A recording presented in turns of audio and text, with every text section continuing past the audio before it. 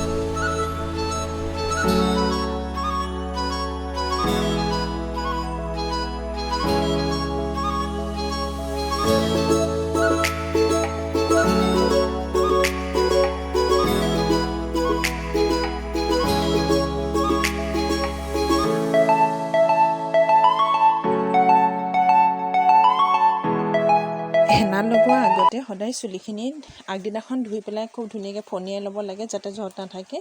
আৰু এতিয়া মই ধুনীয়াকৈ হেনাখিনি লগাই ল'ম চাব। তাৰ পাছত এয়া মোৰ হেনাখিনি লগোৱা হৈ গ'ল। এতিয়া মই প্ৰায় 3 ঘণ্টা ৰাখি দিম ভালদৰে শুকোৱালৈকে।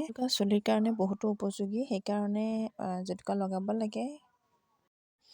আৰু এয়া চাওক, মই চুলিখিনি ধুই দিলোঁ, কিমান ধুনীয়া কালাৰ হৈছে। শুকোৱাৰ পাছত আৰু ধুনীয়া হয়। আপোনালোকেও এবাৰ নিশ্চয়কৈ ট্ৰাই কৰি চাব। আজিলৈ আহিছোঁ।